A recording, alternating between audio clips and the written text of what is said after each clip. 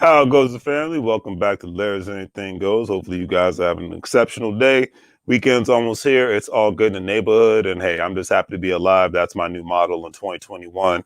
Regardless of what happens, as long as you're breathing, you're achieving. To quote Snoop Dogg from Living My Best Life and whatnot. But anyways, I'm going to be going over a series of my favorite quotes from the book, Booker T. Washington, The Negro in Business, in light of Black History Month and all that good stuff. And my motto when it comes to African Americans, if it's not about economics, then you don't have my attention. But anyways, I digress, to say the least. But anyways, if you don't know who Mr. Booker T. Washington is, I'm going to go over that. But of course, what I have to do in the beginning. Got to get my music going to, get people going and get people, inspired. Nothing like some good music. So let's get it cracking. And not sure. Hold up now. Sure, here we go. Don't start switching up on me now, technology. There we go. You know how it is. Technology gets updated 1 second, and the next thing you know, you don't recognize anything. But it's all good. All right, but let's get it going. Let's get back to this. Alrighty. All right, and boom. But hopefully you guys are doing great. I can't wait to get into this discussion. Somebody comes on tonight, hopefully, give me their perspective. Happy I'm going to be going live with my cousin this weekend. First time I'm interviewing a family member online on my channel. So you're going to, because I want to hear more from the blue collar workers out there, because blue collar workers have been killing it in the COVID-19 economy. And I think that's one thing people don't want to realize. Like if you're a mechanic, if you're a truck driver, especially a commercial driver's license driver, hazmat driver, if you're an electrician, you build houses, you pave roads, plumbing, whatever you do, they've been killing it in the COVID-19 economy, in the pandemic economy. So my hat goes off to blue collar workers, salute, because they've been keeping everything going and putting their life on the line even more so. So it's definitely interesting, All right. So if you don't know who Booker T. Washington is, well, before I get into that, thank you all for joining. It's always greatly appreciated. You could be someplace else. You could be watching someone else. You're watching me, so it's always greatly appreciated. Remember, Larry's Anything Goes is a very simple platform. The videos, we talk about financial intelligence. We hear from other professionals and other business entrepreneurs and investors and whatnot. And I just got off the phone with a great entrepreneur, business and slash investor, Mr. Brahim. And, just, kicking in, chopping game and, engaging, that I love to do that kind of stuff. And, but that's the part of the, Larry's Anything Goes brand. We sell products on Shopify store, various amounts of products. So, we're a retail company, and we do affiliate marketing with the GS Partners, which stands for Gold Standard Partners, where, we're living in the digital age. Cryptocurrency is what it's all about. You have an opportunity not only to buy cryptocurrency, but to get a cryptocurrency gold card, blockchain card and whatnot, where you can make money off your cryptocurrency. Not only make money off cryptocurrency, but you can actually pay bills with your cryptocurrency. You can pay, you buy anywhere Visa is accepted. So this is a beautiful thing, and I'm going to get into it more later into this month. But I'm happy to see that where cryptocurrency is at and where it's going. So it's a beautiful thing. That's what Larry's Anything Goes is all about. So I will go over Mr. Booker T. Washington.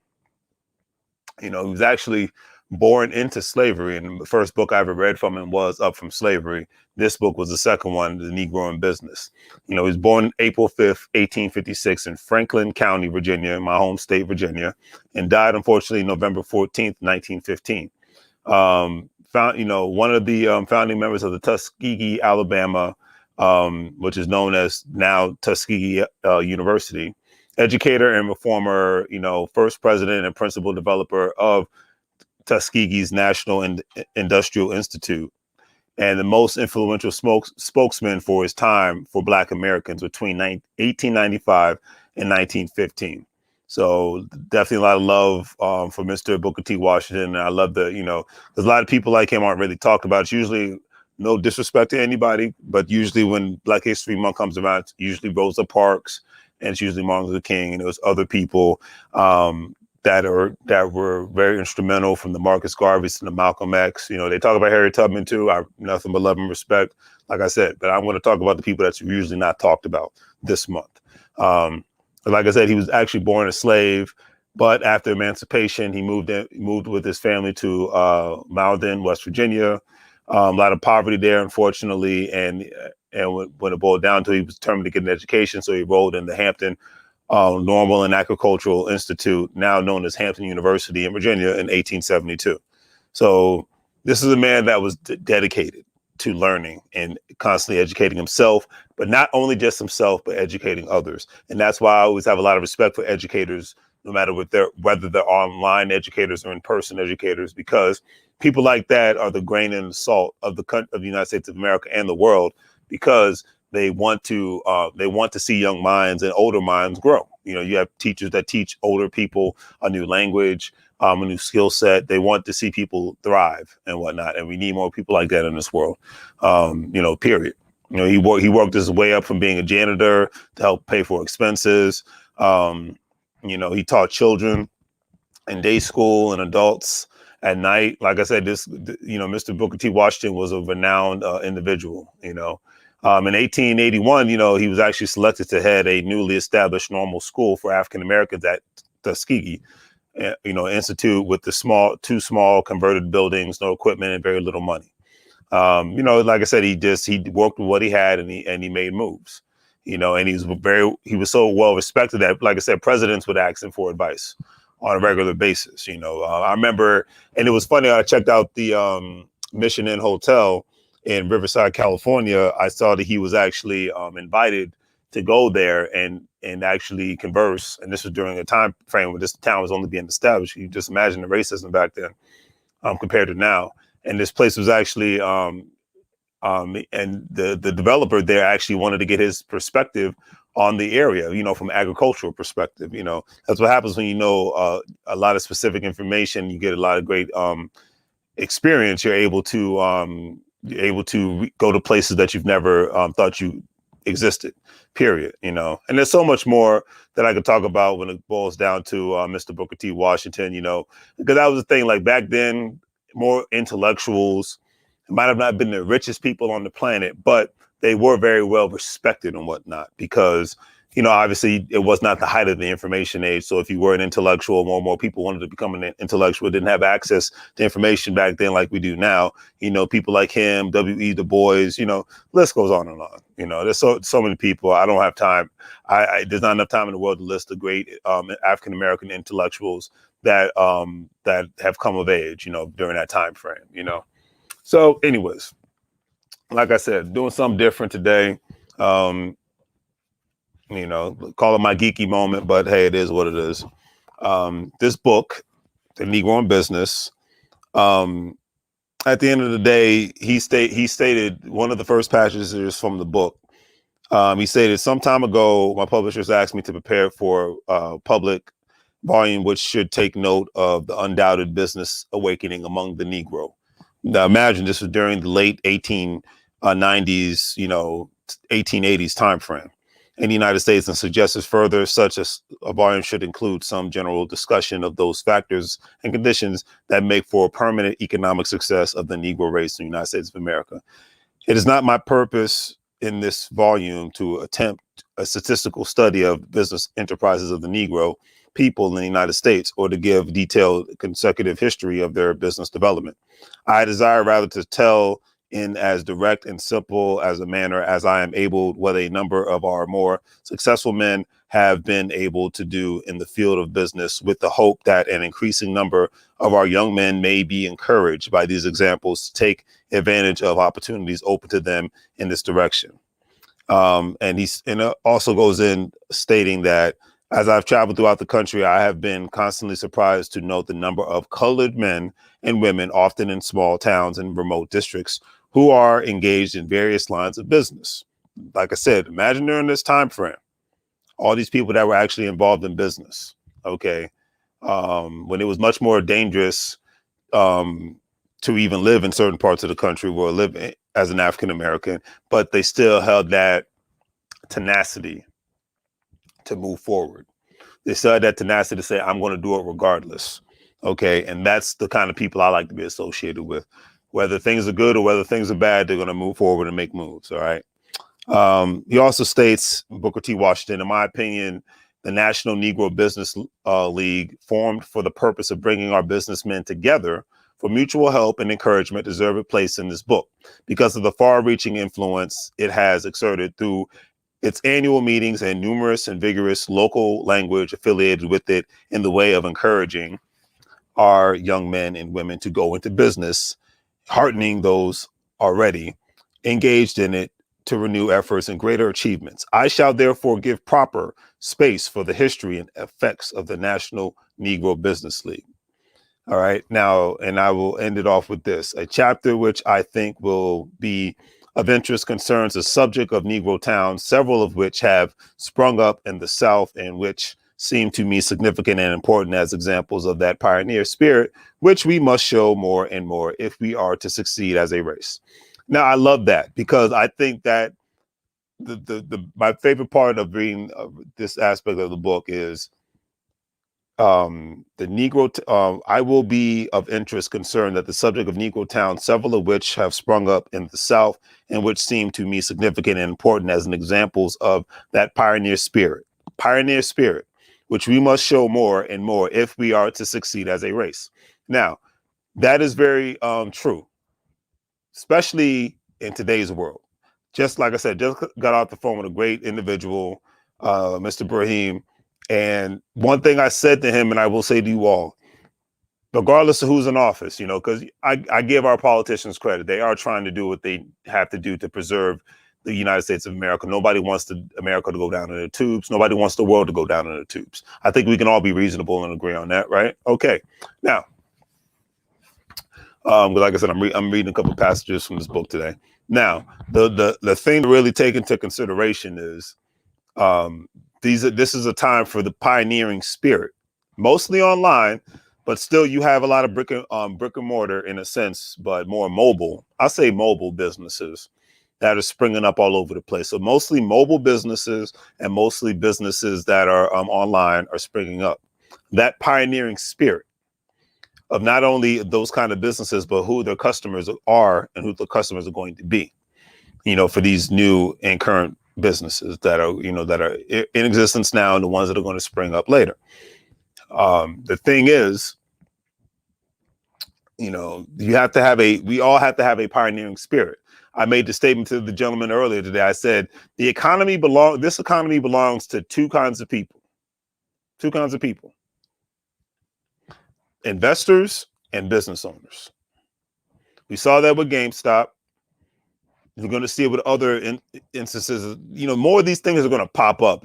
My prediction, and I'm not giving out any financial advice, because I do my investing, but I'm not, you have to do your own investing and your own research and your own investigating.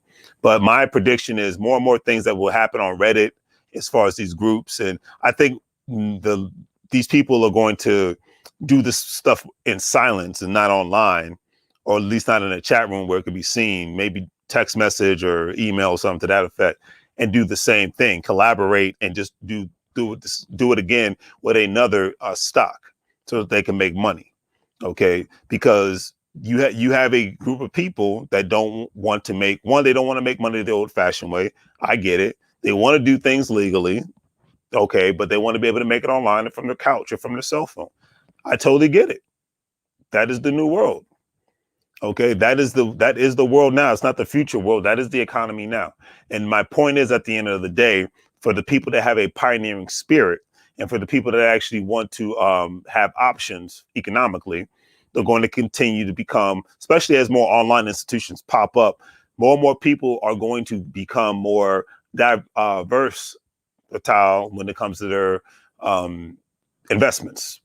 Educated when it comes to their investments. They're going to get more educated about cryptocurrency.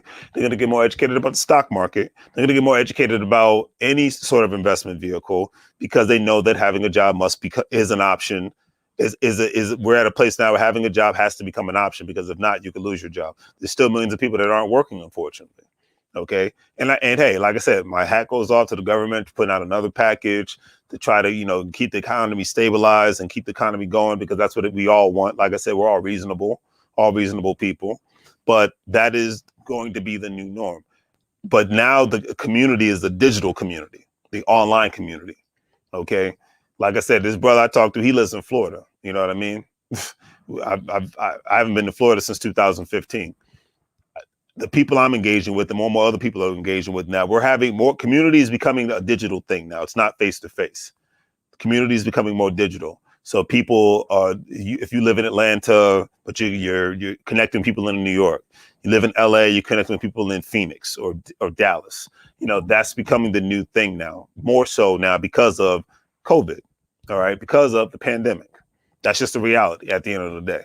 And from what Booker T. Washington was talking about, because these towns were springing up after the Civil War, after the Emancipation Proclamation and whatnot, that President Lincoln put into play. These people that left the plantations and whatnot, a lot stayed on there because they, that's all they knew. But then a lot left and ended up putting their money together and ended up buying land or going to the major cities and getting jobs, put their dollars together and then forming businesses, because they had no choice, because there's certain areas they couldn't go to or couldn't shop at.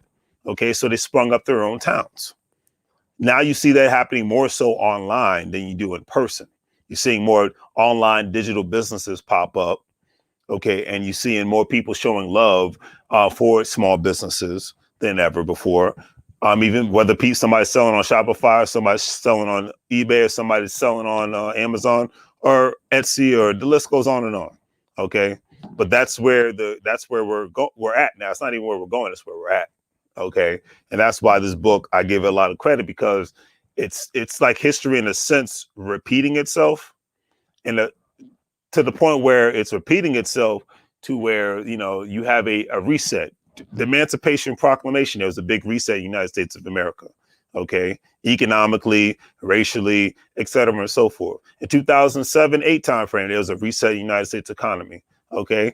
Now we're having another reset now, 2020, 2021, that's where the reset is at now. So this is just a reality. You know what I mean? Nothing like some good water.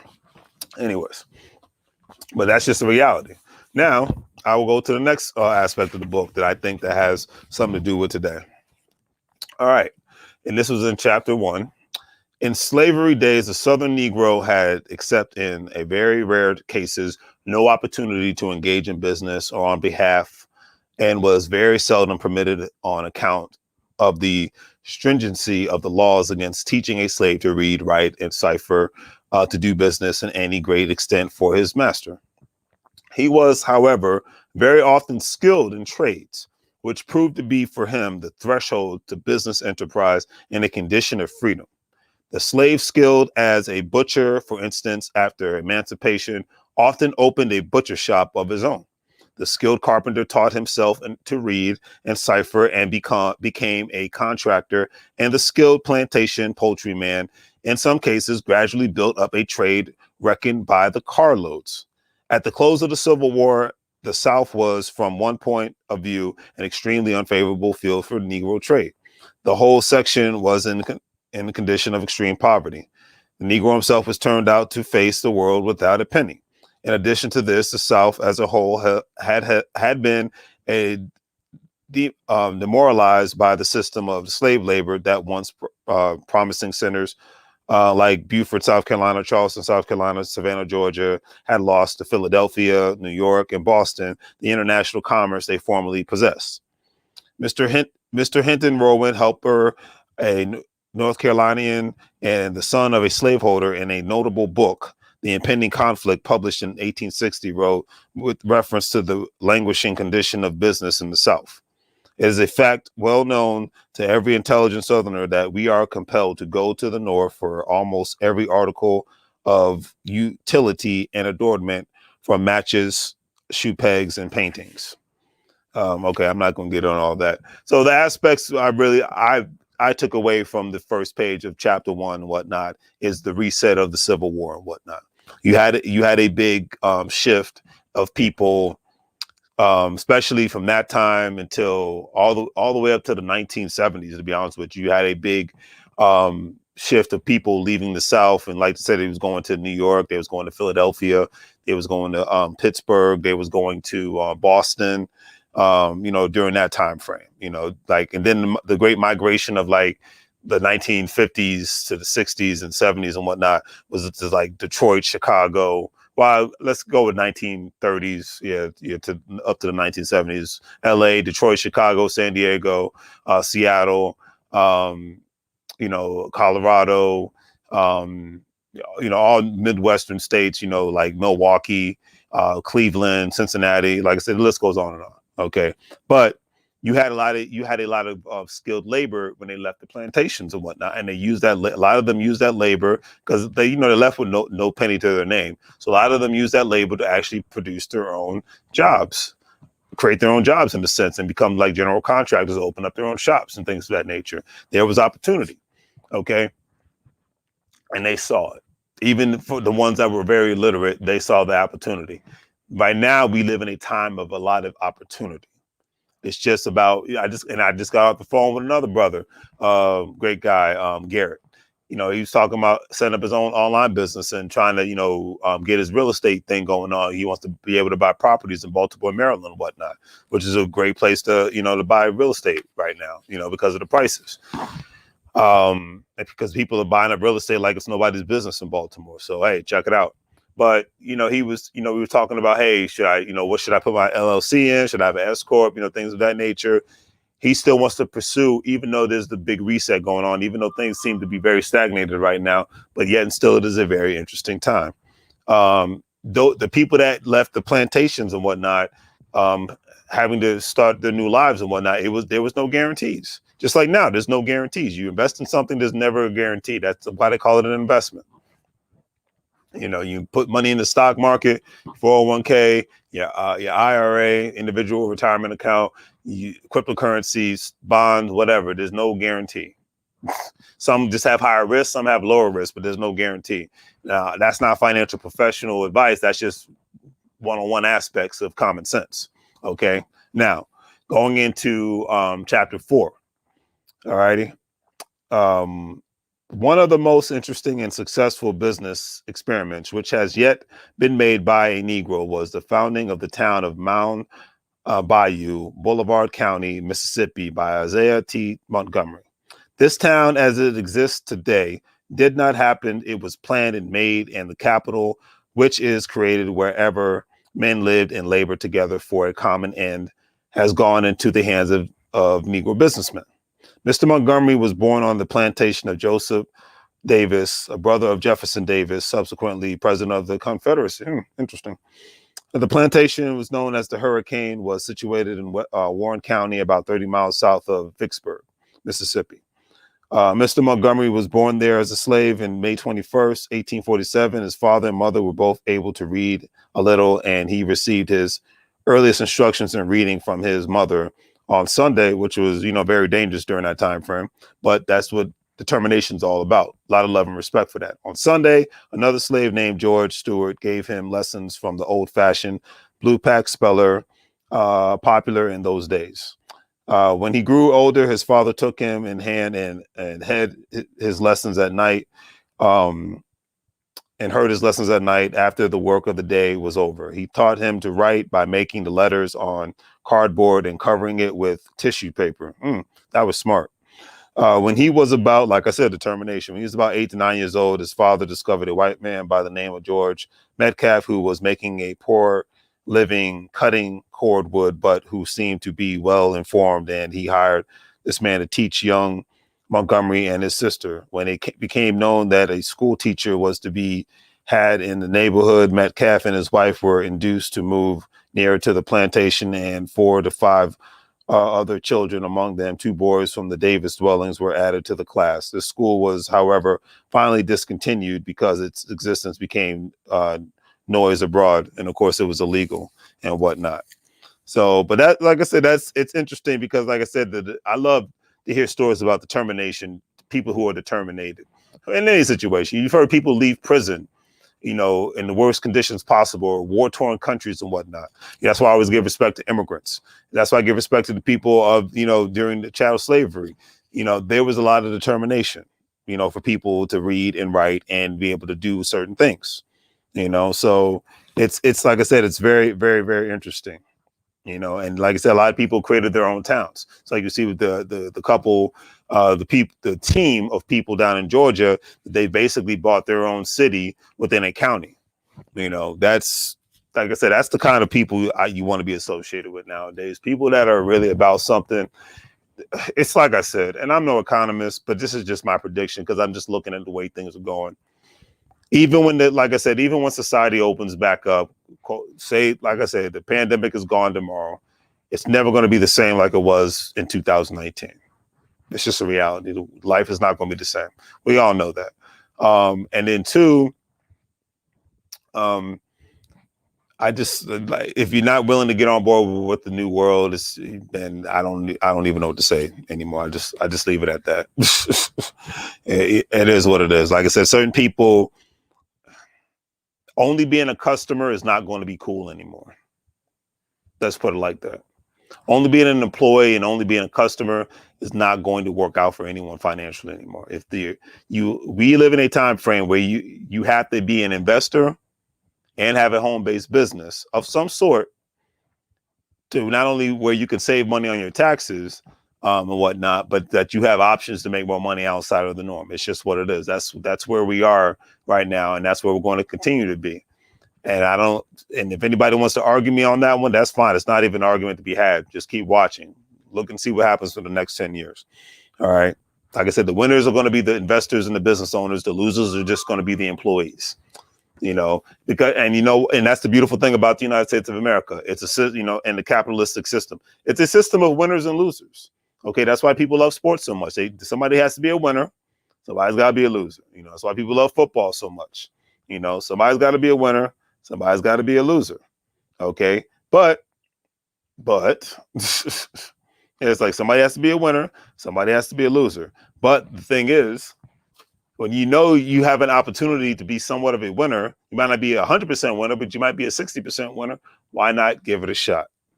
Okay. Like I said, the Super Bowl is coming. I just found that out today about the Super Bowl because I don't watch football and I still don't care because it does nothing for my life, no matter who wins or loses. But when it comes to my stocks and bonds and real estate and cryptocurrency and my store, that's more important to me right now. Just going to call it like I see it.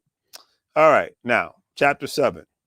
When it talks about Little Rock, Arkansas, I have everywhere else in this book spoken of the great influence for good exerted by the presence in the community of someone, individual or group of individuals more thrifty and more enterprising than others. Now, nowhere have I been more deeply impressed with the results of organized effort for economic and social betterment of our people than at Little Rock, Arkansas. Now I will stop there because a lot of people love to gather when something bad happens for a protest, or a lot of people want to get on social media and scream and complain and whatnot. But just imagine you put that, and like I said, when something wrong happens, I'm not saying anything bad about any people getting together and talking about it. But just imagine you put that same energy before something bad happens, you put that same energy into helping other businesses survive, helping other banking institutions get lifted off. You see the new bank with Killer Mike and the initiative that he's doing. That's great. You have other banks like One United, Industrial, that are institutions that could use new customers. You have historically black colleges that could use donations, or you maybe think about sending your kid there. The one thing I love about the digital community that I'm a part of is that we get together and discuss ideas. We get together and discuss action plans. We get together and we exchange information. And we shop with each other. We share each other's posts. We do this stuff without something bad or negative happening. Okay. And when something bad, negative happens, we talk about it. But we're consistently being proactive in the good and the positivity of what's going on and what we're about. than anyone else. So whether it's a Brahim, whether it's a Garrett, whether it's a Ron Samuels, whether it's a Kendrick Davis, whether it's a Theodore White, whether it's a Talithia Morris, Hennett Hoya, Monica Gordon, Crystal Brown. I mean, the list goes on and on. We are supporting each other, and that's what matters from a digital perspective. But because at the end of the day, the pandemic has taught me one thing: we have to get back to community, whether it's from a digital standpoint or physical standpoint, because without community, we will not survive. That's just my personal opinion. And community is just simply checking up on somebody, exchanging information, maybe helping them out, maybe purchasing a product from them, maybe subscribing to their channel. Just the simple things. Doesn't always have to be about money, but just checking up on people, making sure people are good. Somebody's in desperate need of help, check up on them. You know what I mean? But the reason why I'm really getting into this book is because it's talking about the aspects of business. Okay, that's what matters. And the fact that these people had this kind of resilience in the 1800s and early 1900s, okay, when you didn't have as much information even circling about. I have a lot of respect for that. I really do. I really do. All right. I will continue. A few men at this place, headed by Judge M. W. Gibbs and Hon J. E. Bush, receiver of the United States Land Office and loyally supported by a number of other energetic and progressive Negro businessmen, among them C.W. Cates, W.M. Alexander, Brian Luster, Joseph A. Booker, and David G. Hill, have given an impetus to Negro business enterprise and imparted a spirit of progress to the people as a whole, which has within a few years transformed the community in which they live. Okay, and that goes into another thing. Who you hang out with, who you associate with, is very, very important. A lot of people don't want to realize that. Even when you have the best of intentions, if you're around a loser, eventually you're going to have loser tendencies. That's just what it is. If you're around drama all the time, it's going to knock on your door eventually. That's why I said I don't do drama, I do business. Now, negative stuff's going to happen eventually. We deal with it as adults accordingly and whatnot. But if anybody in your circle has always got something doom and gloom, woe was me, dry begging, get rid of them. Kick them out of the circle or just leave the circle altogether. That's just my personal opinion on that one. Okay. All right. I just had to leave it at that, But this chapter went in a little bit more, saying few liberals have had so long and so varied a career and the opportunity to face the Negro problem from so many different angles. As Judge Gibbs, he was actually a judge born in Philadelphia in 1823, apprenticed as a carpenter and builder. He had early in life experience as a contractor and builder on his own account. And he has all his life been a leader and agitator in behalf of his race. During this time, he had experience in many forms of business enterprise, different parts of the United States. He was engaged in clothing business in California in the early days and later in 1858 as a real estate dealer in British Columbia. Interesting. He was a director of the Queen Charlotte Island Coal Company. He engaged while here to build a railway and wharf, and having finished the contract within the stipulated time, was able to send from here to San Francisco the first cargo of coal dug on the Pacific coast. Having studied law with an English barrister at Victoria, he returned to the United States because he was obviously living in Canada and he actually attended law school at Oberlin, Ohio, where he graduated in 1870 when he was 47 years of age. And he settled in Little Rock in 1873, and he was elected to municipal judge, being the first Negro in the United States to hold such an office back in the 1800s. Now, I read that part because it just shows the tenacity once again. What are you doing when you're not off on the clock at work? Okay, outside of spending time with your loved ones, taking care of your business, what are you doing? What are you committing your time to? What information are you putting into your head? The beautiful thing about the time, now imagine this gentleman during the 1800s. Okay, Now, might have less distractions because you didn't have the internet back then, but just imagine this gentleman, working that hard, traveling all over the North American continent and whatnot, and then eventually being elected as a judge in the state of Arkansas in the 1800s. That says a lot. Now, can everybody be in that situation? No, but everybody can try to work as hard as this gentleman did, because that's the thing. And the thing a lot of people are guilty of, and I'm guilty of this sometimes as well. We work hard at being busy, but we don't work hard at being productive. And that's one thing we must learn to do. Even myself, like I said, I'm not going to be a hypocrite. We must all learn to work hard to be as productive as possible. Let me stop slouching. But yeah, we all must work hard to be as productive as much as possible. And that's what I've been trying to do more so as well, because I'm great at being busy, but being more productive, that's something I have to work on, and that's just what it is. And obviously, life gets in the way. But that's just my personal opinion on that one. All right. If you're watching, do the great 3 free things: like, share, and subscribe. I have one more chapter of the book to talk about.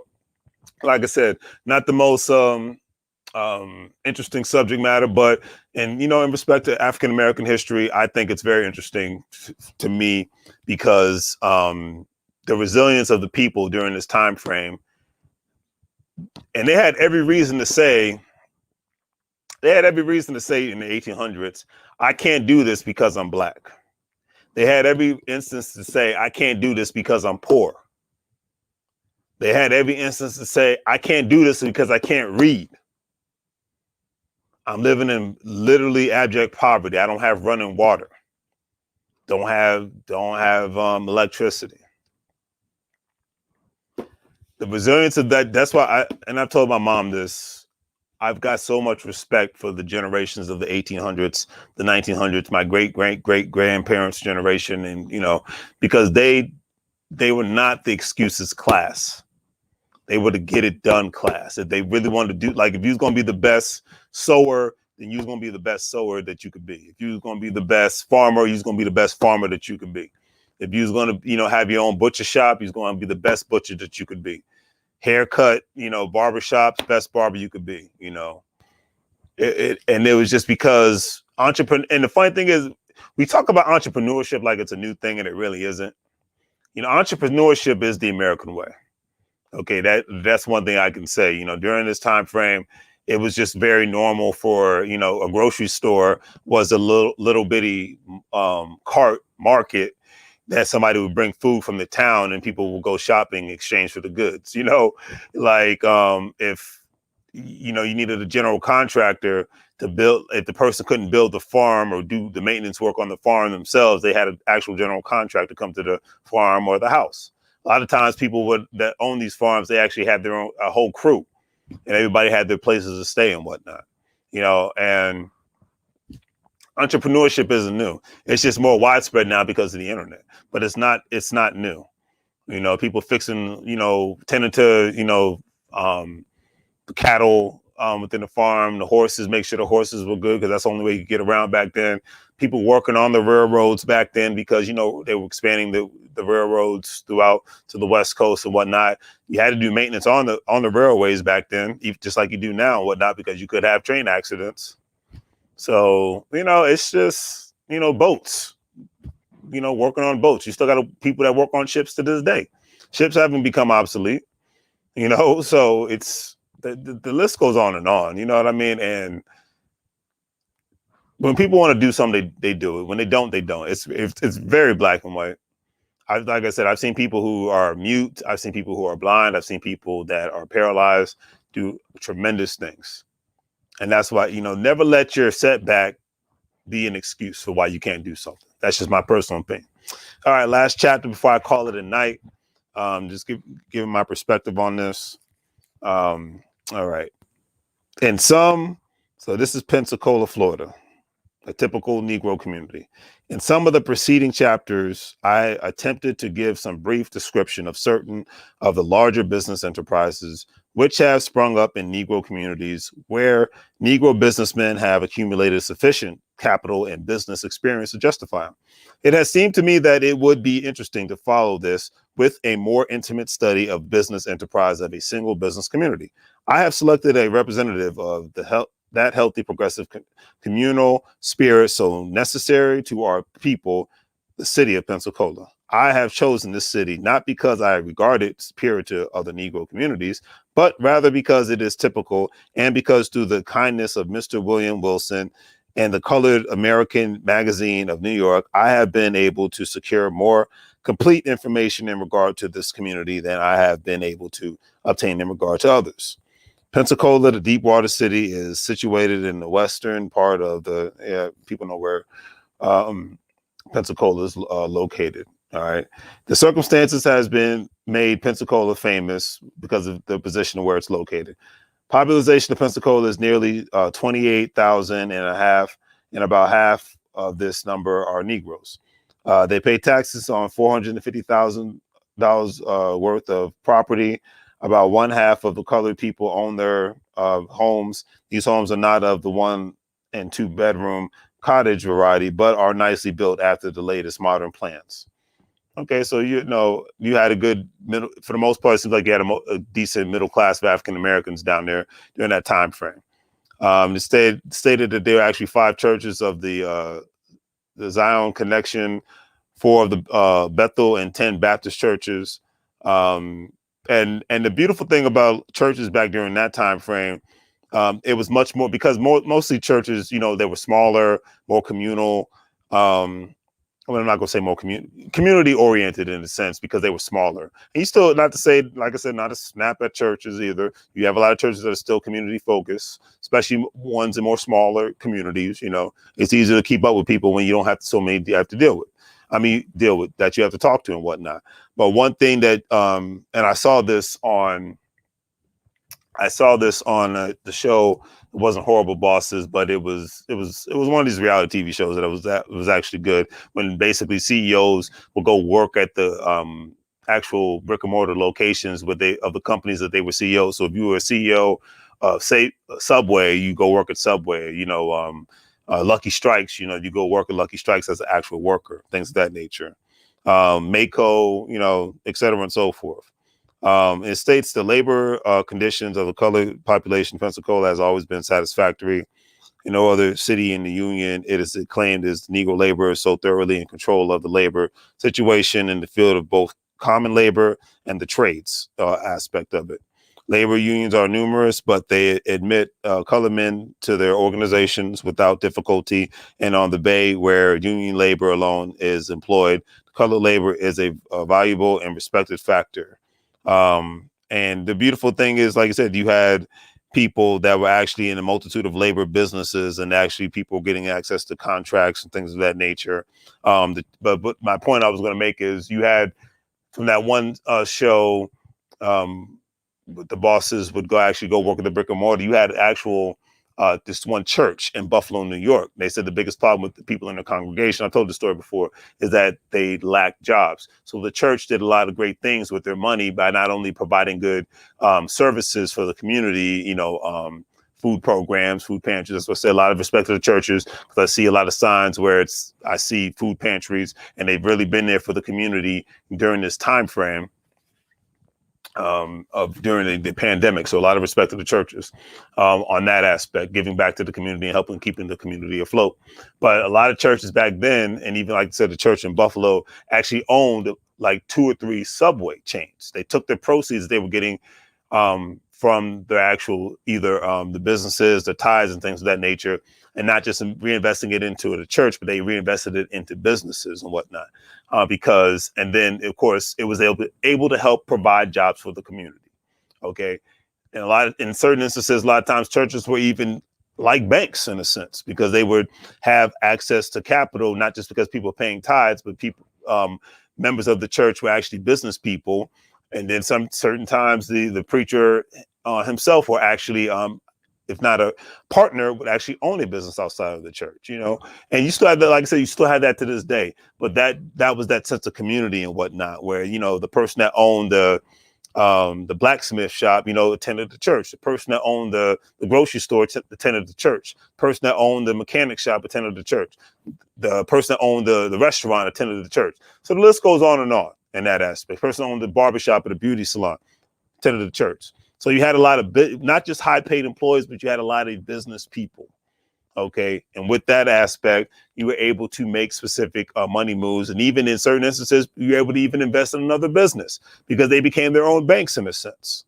So the moral that I take from the book, from Booker T. Washington, The Negro in Business, what I really take from the book is that you had that sense of community from a physical aspect where people supported each other on all levels, from social capital to financial to whatever. You know, they had the barter system and whatnot, which I first heard on that old movie Baby Boy from Ving Rhames. I looked into it and it was an actual thing, still even actual thing to this day, where people didn't have a lot of money during that time frame, the 1800s, 1900s, late 1800s, early 1900s, but people actually would exchange goods instead of exchanging money. So, hey, if you do XYZ for me, give me this, I will give you a ride on my horse buggy or whatnot, or my car. Or I'll make this dress for you if you make me a pie or something like that. You know, just little stuff like that. But people would exchange goods and items or services, or I'll work on your house for you, or whatever have you, if you would do XYZ for me. And that's what you see more and more going on today. When you like your friend's business posts, when you share your friend's business posts, when you subscribe to your friend's YouTube channel or Facebook page, or Instagram, when you purchase a product, like I said, I named the free stuff first. Now I'm naming the money stuff. When you purchase a product, become a subscriber to even their website and whatnot. That's a example of the barter system. Okay. And then they do the same thing for you if you have a business or a family member who has a business and whatnot. Giving back to community. That's all it is.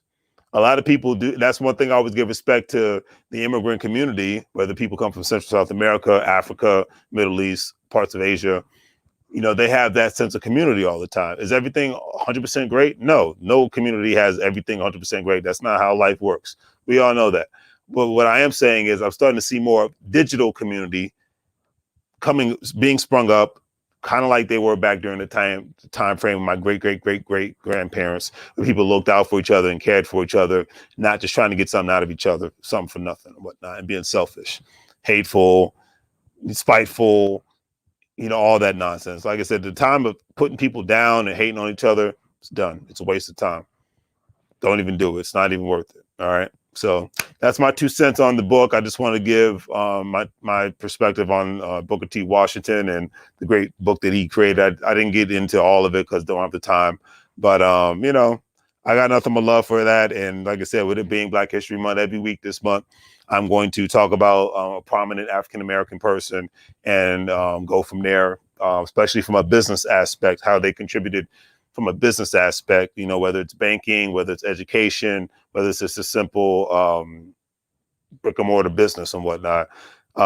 That's what I'm going to be getting into. And I think next I might go live again on Sunday in regards to how, you know, how nowadays everyone's leaving California, leaving New York. Eventually people are going to be leaving. Everyone's going to, mark my words, in the next 10 to 20 years, you're going to have more and more people leaving Texas and Florida to go live in foreign countries so they can save money, because I have a funny feeling Texas is going to be considered too expensive and Florida is going to be considered too expensive within the next 10 to 20 years. Just my personal opinion, but you never know. We'll see what happens. All right. So family, on that note, I'm calling it a night. It has been a good day. Hard work pays off.